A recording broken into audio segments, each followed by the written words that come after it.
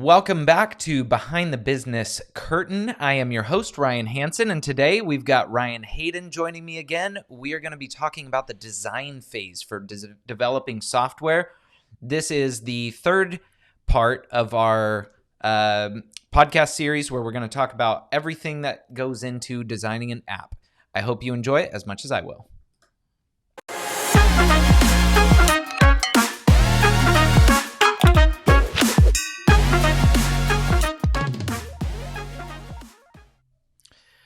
Ryan H., thank you for joining me. Also, Ryan H. on the podcast. Not to confuse the guests. I appreciate you coming on. How are you doing? Yeah, man. Always a pleasure. Doing great. So just got off a discovery meeting with a client and went super well. And yeah, things are going awesome. Yep. I am excited about that one. It is coming out. Eventually, we will have a kind of a mini documentary showing how the software is helping them succeed. So let's get right into it. Today, we're going to be talking about the design phase. Up until now, we've talked about the blueprint meeting, how a proposal is built, and that is the estimate for how much something is going to cost, basically how many hours it's going to take to develop. And today we talk about design. I'll let you take it away because I am not the creative behind the design phase. All right. So the way the design phase works, it's usually 2 weeks to a month, where it's sort of a halfway point between when we conceptually have an idea of what we're supposed to build. We get that out of our discovery phase and our blueprint meeting. And before we start actually building the software.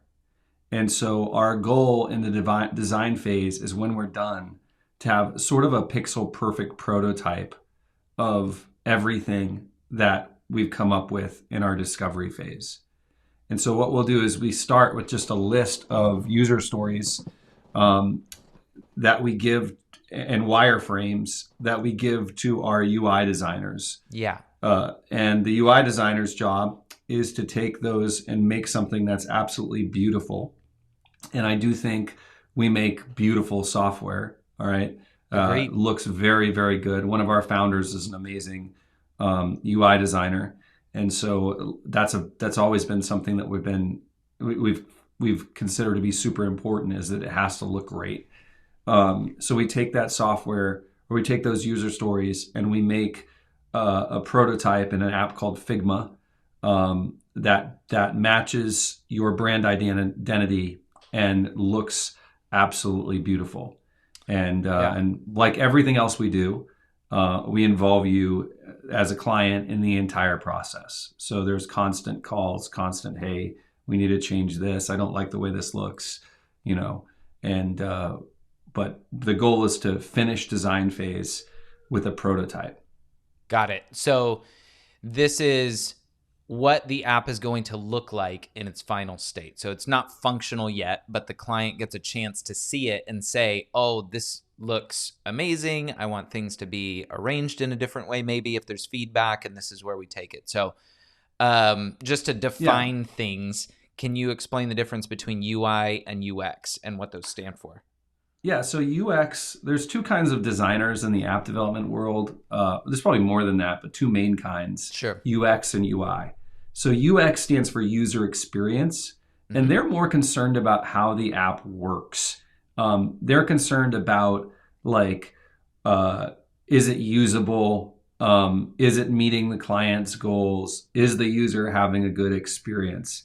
Like, we were looking at an app today that was very obvious. It was immediately obvious to me that a UX designer had never looked at it, because it was like, you'd never be able to figure this thing out without somebody walking you through every step of the way. I mean, where you couldn't find anything.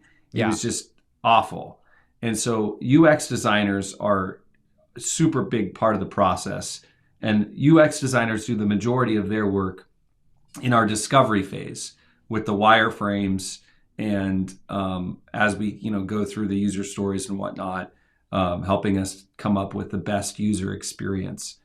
UI designers, their job is a little bit different. Their job is actually to take the skeleton and put you know, skin and makeup and clothes on it. You know, like their job To is to not make go it full look good. Halloween on it. Yeah. Yeah. Yeah. Their job is to make it look good. And so usually they're the ones that are, you know, more, I don't want to say they're more creative because I think everybody, our developers are creative. Everybody on our team is creative, but they're the ones that are more artsy, if It's a you more will, classic, more visual. artistic, creative. Yeah. Yeah. It's a more of a visual thing. They care about fonts and they care about, you know, borders and shadows and they keep up with all the latest design trends and they're Yeah. just really good at making things look amazing. To keep things looking, updated and modern. And there's also some And science that goes into it. These two, the UX and the UI designers, have to be connected at the hip because workflow is going to be enhanced by the look of things, or it attracts your eye to the next logical step. And so these are two very important roles. yeah, we're definitely big believers that form follows function, you know? So like the UX designers have to work with the UI designers and they have to make the stuff, you know, before the UI designers work on it. But people also buy with their eyes. Yes. And I can't tell you how many times I've opened up a piece of software or downloaded an app on my phone or went to a website and I was just like, why?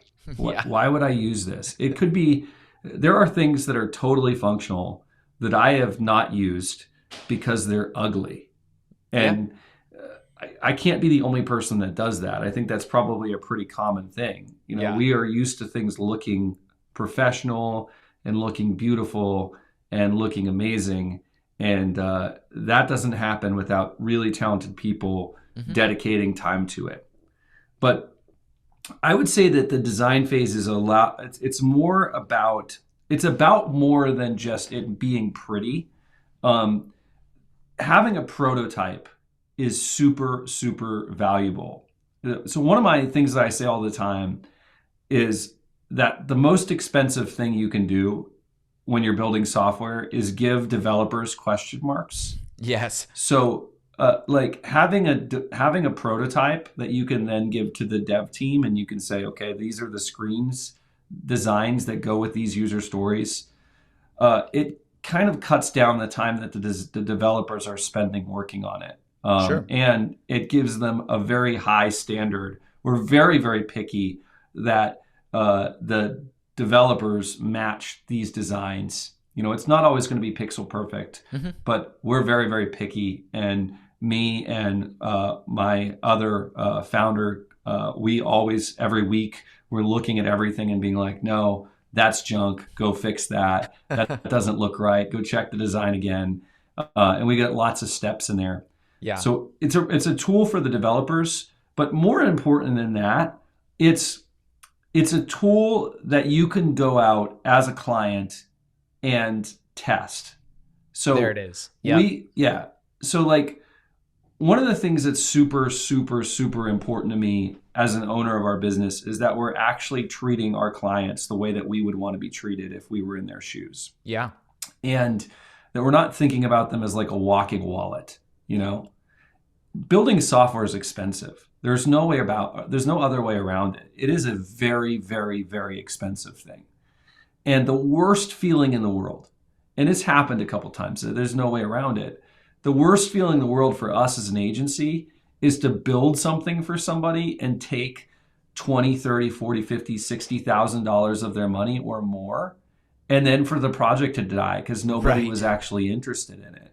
Yeah. And so we really push our clients to take these prototypes and get them in front of actual users.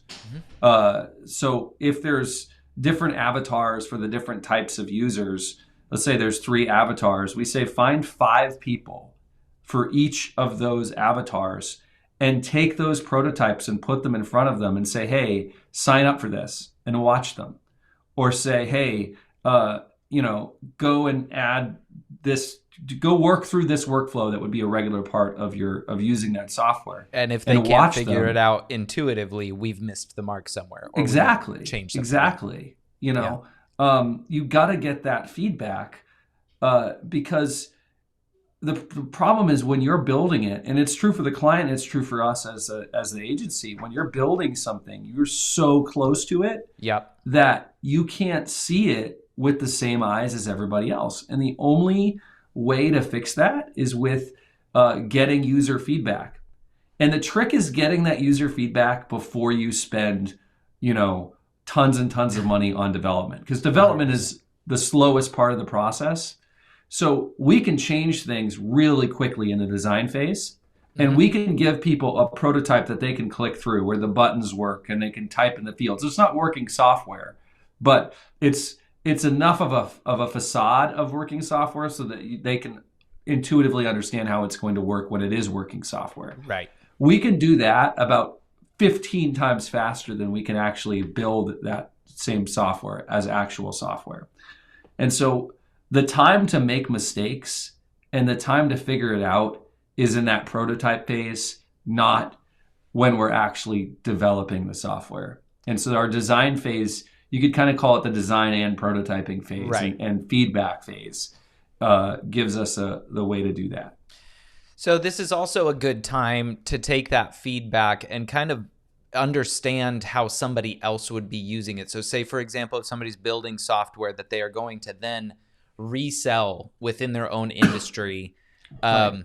Other agencies or other companies might do things a little bit different than you. So you're 90% there, but they're like, oh, this is how we do scheduling. So you get an idea of features or function that can be added later to a different version, or you get the chance to then take that information and say, you know what, you're right, let's build it to suit for XYZ. But it puts the puzzle pieces onto the table for you to then make that educated decision, instead of just making something that works for you and your siloed business.